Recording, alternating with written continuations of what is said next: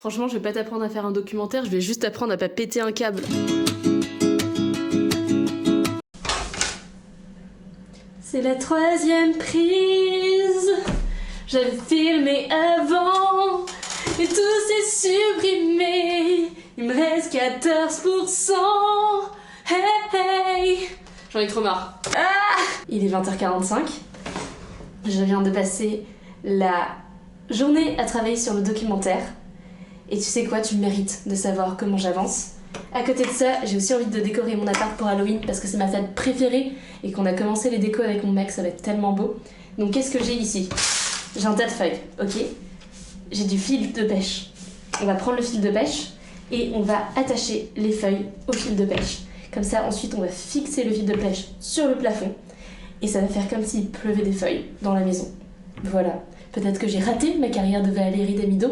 Qui sait? Ok, alors, où est-ce qu'on en est dans le documentaire? Quand je t'ai laissé, il restait 20 jours à peu près pour préparer le documentaire. Donc aujourd'hui, il en reste un peu moins, il nous en reste 13, un peu moins d'une quinzaine, je crois. Donc il faut qu'on avance. Et pour avancer pour ça, il faut qu'on commence à faire le dossier de production, puisque ce n'était toujours pas le cas, nous n'avions rien écrit. Qu'est-ce que ça contient, un dossier de production? Déjà, ça contient un résumé de ton œuvre. Ici, dans un documentaire, tu peux pas trop faire de scénario. Tu peux pas dire oui, à ce moment, Michel il mange une tarte. Parce que tu sais pas si Michel va manger une tarte. D'autant plus que si tu scénarises trop ton documentaire, parce que c'est quand même important d'avoir une structure, à la fin, tu te laisses pas surprendre par les sujets et donc tu dénatures le propos que tu essaies réellement de servir dans ton scénario.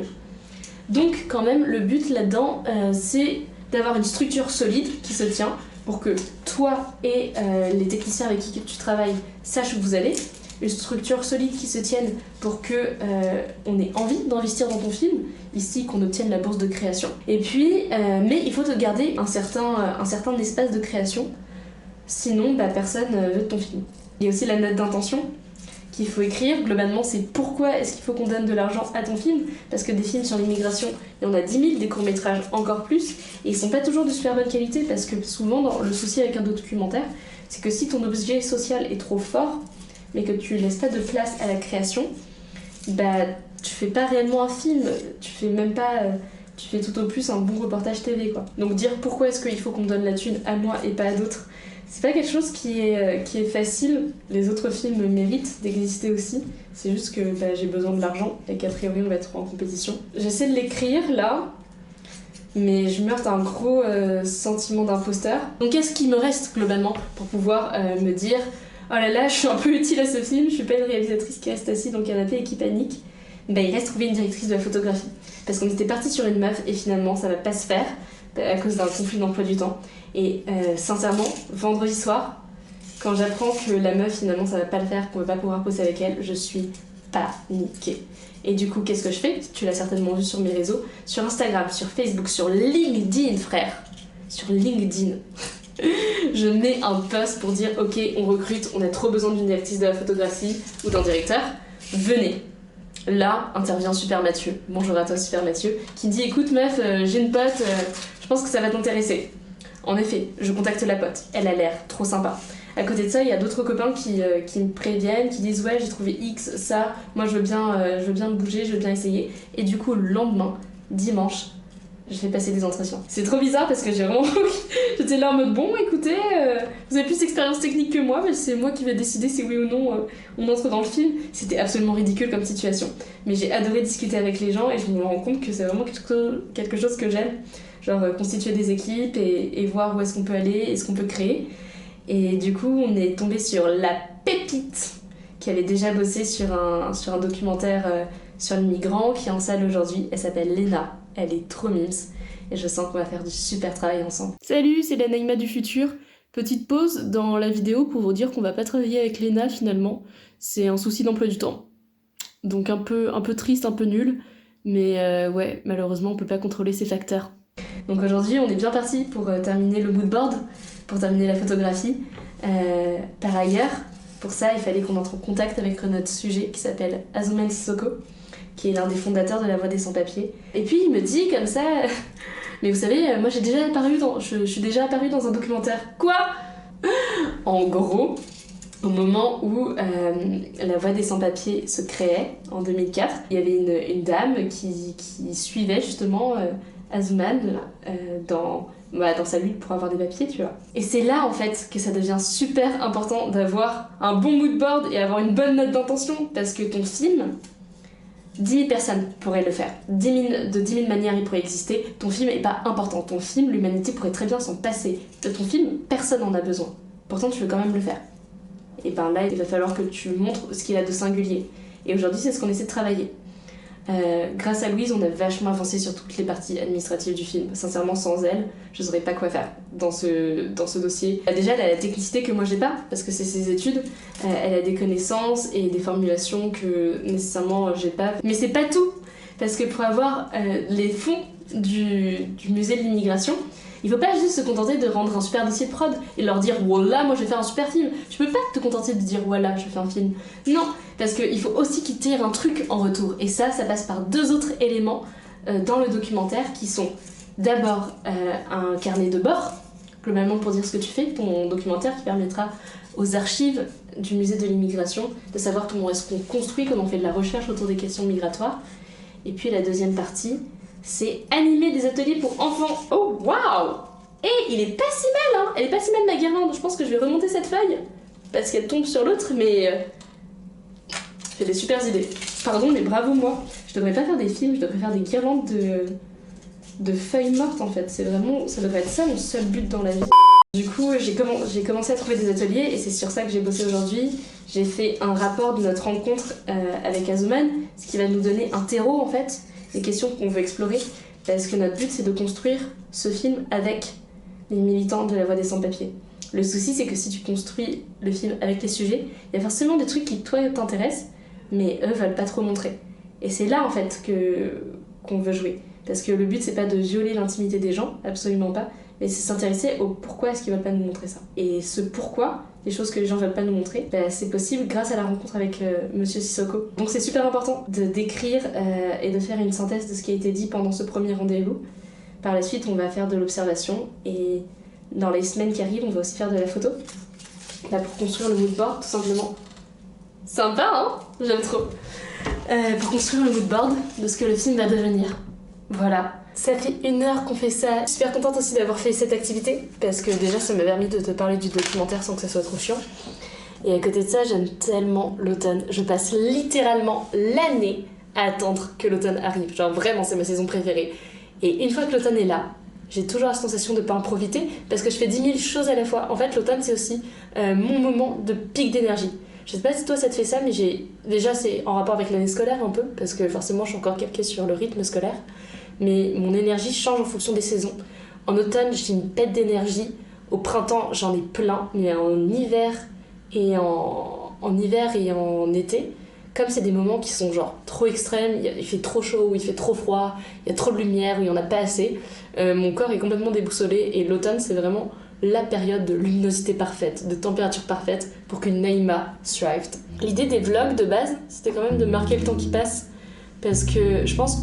Et c'est un peu une maladie de société, mais on passe tellement de temps à tout le temps travailler, à tout le temps se projeter dans des trucs qui, à plus ou moins long terme, qu'on sent pas les moments passés.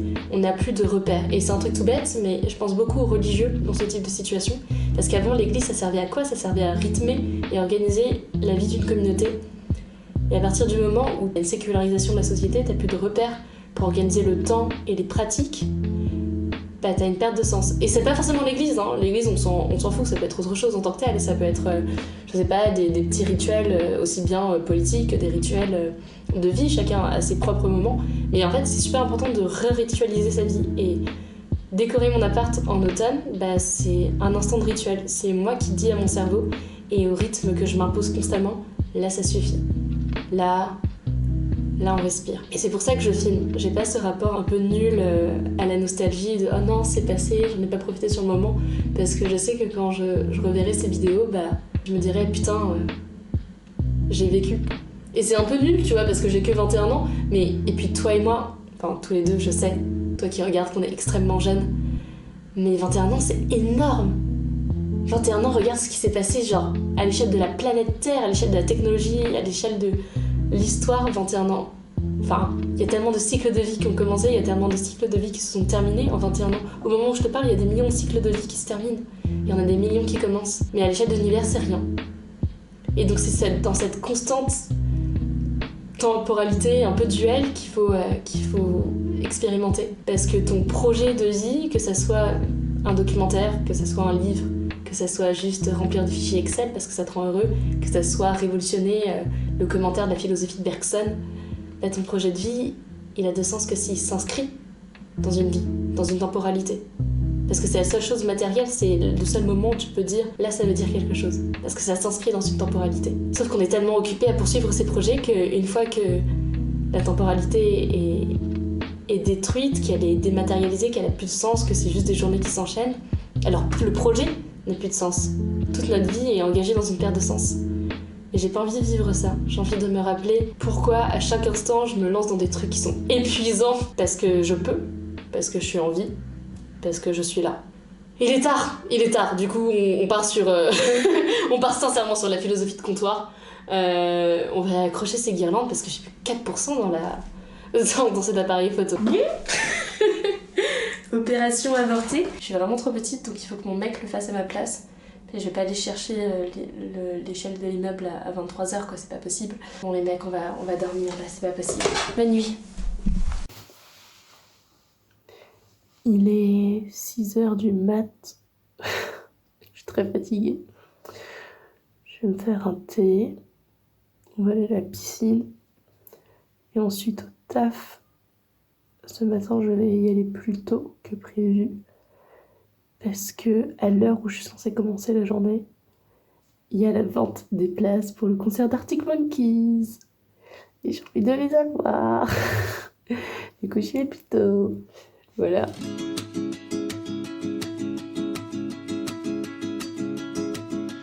Bon, finalement, il y a pas piscine. Je pense que du coup, je vais me mettre à travailler. Aujourd'hui, je suis en télétravail. Et puis après, je rejoindrai Louise pour la réunion de production. On a aussi appris que finalement, donc on va pas pouvoir travailler avec la directrice de production. Et je pense que ça, en vrai, c'est la deuxième leçon de cette vidéo. Il n'y a pas de linéarité. Il y a quelques temps sur TikTok, je disais ça. Et je sais pas pourquoi, mais j'étais persuadée. Enfin, je suis profondément et intimement convaincue qu'une bonne vie, une vie où on réussit, c'est une vie qui suit une linéarité. Et je pense que c'est parce que c'est comme ça qu'on nous vend, en fait, la vie. Et ça doit suivre une linéarité. Et en fait, je pense que c'est vachement lié à une peur de stagner.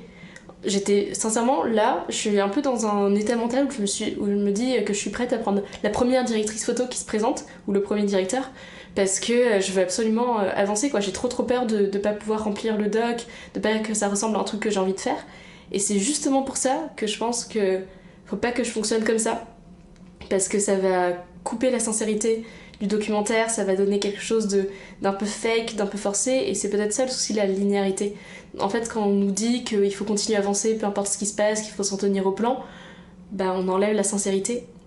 Et dès qu'il n'y a plus de sincérité dans ta création, bah il n'y a plus de vie, tout simplement. Donc aujourd'hui, on essaie de remettre un souffle de vie dans nos créations, et ça passe par accepter que parfois, la vie se déroule pas comme tu veux.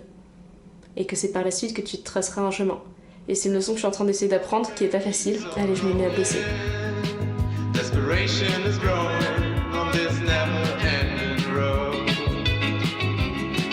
Nouveau jour, nouveau sur-bête. Comment tu vas? Bon, du coup, hier, on a bossé, c'était bien. Aujourd'hui, franchement, je me suis levée, j'ai fait une insomnie. Je me suis levée, non, du coup, j'étais juste dans mon lit et je me suis dit, bon, il serait temps de commencer ta journée, il est 9h. J'avais vraiment pas le moral parce que j'étais en train de penser au truc de Léna, fait que j'ai pas de direction photo, etc. Pas grave, ok, j'ai appelé Louise, on s'est fixé, on va chercher sur cinéma.org qui est une sorte de petite annonce du cinéma où on trouve plein de projets bénévoles ou pas. Ensuite, on part en repérage terrain pendant la manifestation de la Voix des Sans-Papiers avec Louise, donc la productrice, Yann, l'ingé son, et moi. On va chacun avoir notre appareil photo, on va prendre des photos de ce qui nous intéresse en termes de construction de plans, de ce qu'on peut filmer ou pas. Ensuite, on va brainstormer pendant la réunion du jeudi prochain pour voir ce qu'on garde. Et là, bim, vendredi pro, on prend les bonnes photos qu'on met directement dans le dossier de prod. Voilà, globalement projet. Et ensuite, je vais aller au théâtre, et ça c'est la 3e leçon de ce vlog, nourris-toi. Et quand je dis nourris-toi, en fait, je parle pas nécessairement de nourriture. Il y a des choses qui sont importantes, il y a des choses qui sont obligatoires, et puis il y a des choses qui sont nécessaires. Et prendre soin de toi et de ton bon fonctionnement, ça, c'est nécessaire. En fait, pourquoi tu penses que cette génération est obsédée par le fait de romantiser sa vie ? Parce qu'on est constamment forcé à faire des choses qui nous plaisent pas nécessairement, mais comme la plupart des générations, sauf que là, on nous met une telle pression. En fait, des choses qui nous plaisent pas, au quotidien, ont la même valeur que si on jouait notre vie. Et donc du coup, on se met une telle pression qu'on oublie de réinjecter de l'amour dans notre quotidien. C'est à ça que ça sert romantiser sa vie. C'est se nourrir des choses qui nous font du bien. C'est ce que je veux dire quand je dis nourris-toi. Nourris-toi de plein de gens autour de toi, nourris-toi de contenu qui t'intéresse, nourris-toi d'amour par la nourriture. Moi j'aime bien mettre de la nourriture dans mon corps, c'est ça qui me rend heureuse dans la vie, entre autres. Et c'est ce qui me permet au fait de continuer. Peut-être que c'est ça du coup. Pour faire ton documentaire, pour faire ton projet de vie, il faut le nourrir d'amour et le nourrir de quelque chose qui le marque et qui le singularise. C'est pour ça que je vais au théâtre après.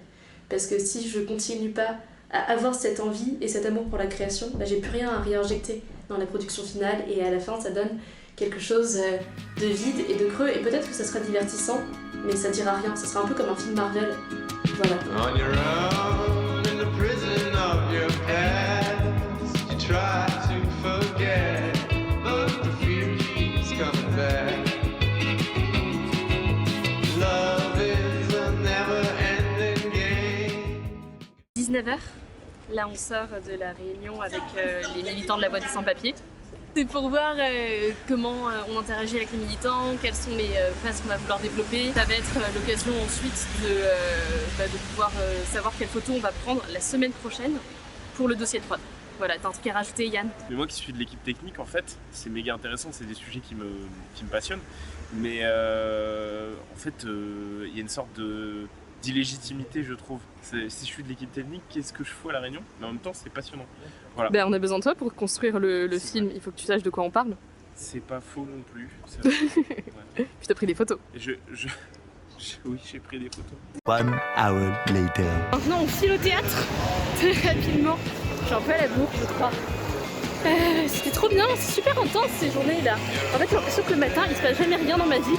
Et le soir, j'ai pas une seconde de répit. Les temps de battement, je les passe en transport. Voilà. Pour une vidéo qui vous paraît de prendre son temps, on n'est pas au max là.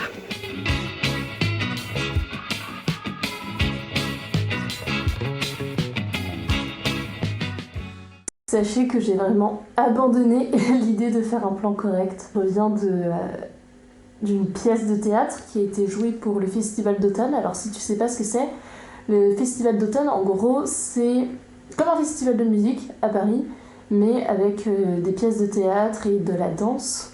Et en gros, c'est des pièces qui sont jouées que pour le festival en général, ou alors elles tournent peu.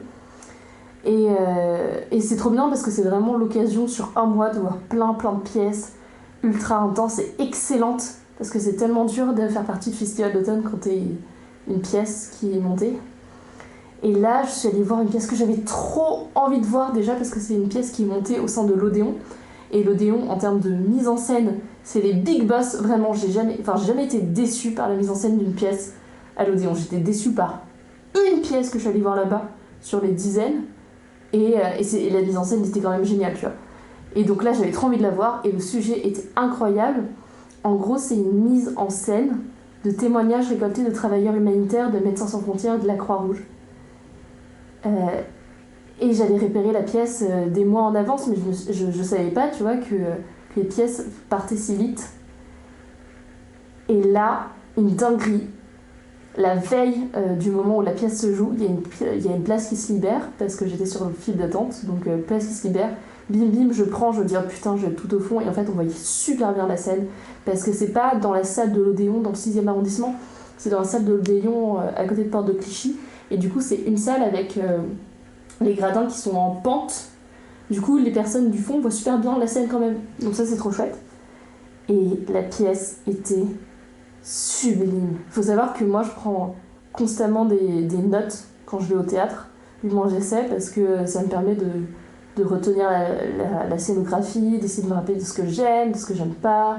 Par exemple, un truc que je supporte pas, c'est quand tu entres et que les acteurs sont déjà en train de jouer sur scène, ce qui se fait énormément dans le théâtre contemporain, mais c'est souvent très mal utilisé. Bon, là, c'était pas réellement le cas. Mais en fait, la mise en scène était parfaite et ils avaient une disposition qui était extrêmement simple.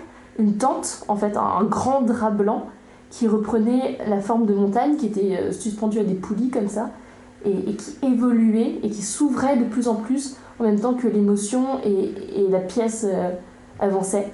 Et c'était sublime. Et en fait, c'était que des monologues, mais qui se répondaient. Il y avait 4 acteurs sur scène, ils dialoguaient pas, on n'était pas sur des répliques, mais les monologues se répondaient, s'entrecoupaient, se mêlaient.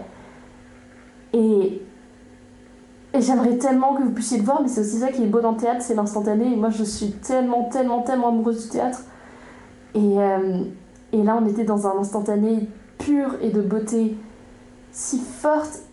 Et je suis super exigeante parce que je suis une grosse snob de merde dans le théâtre et dans les mises en scène. Et là, j'avais absolument rien à dire jusqu'aux 10 dernières minutes où ça m'a un peu saoulée. Mais j'avais absolument rien à dire et l'émotion montait. Et il y avait cette scène absolument sublime sur une chorégraphie très simple. En fait, il marchait juste et le témoignage était entrecoupé. Enfin, l'actrice racontait un témoignage, enfin, elle le jouait.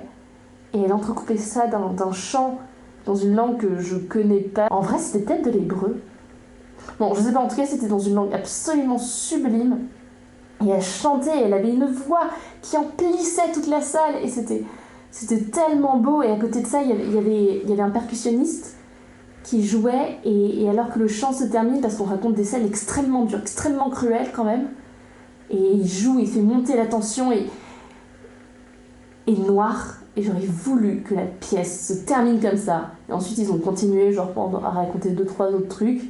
Et ça s'est terminé sur quelque chose de... Enfin, c'est toujours très beau, la mise en scène est très belle. Mais en gros, la pièce s'appelle, donc comme je l'ai dit, Dans la mesure de l'impossible. Et il termine sur cette phrase, c'est ça, l'impossible. Et ça, c'était un peu cliché, c'était un peu gnangnan, c'était un peu nul. Donc bon... Et après, ça se termine par un super morceau du percussionniste, quoi, qui joue super bien. Donc c'était chouette qu'il ait eu son moment. En plus, la lumière était sublime, elle faisait comme un filet du jaune sur le sol qui donnait cette sensation de sable alors que t'es sur du drap blanc. C'était incroyable. C'était incroyable.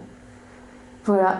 Donc Thiago Rodriguez, le metteur en scène et l'auteur du texte, du moins le récolteur des témoignages. Théâtre de l'Odéon, 2022, Festival d'automne. Sublime. Voilà, c'est la fin de cette semaine super intense émotionnellement. Comme d'habitude, en réalité. Je vais aller monter cette vidéo. Et puis nous, on se dit à dans 2 semaines. Abonne-toi.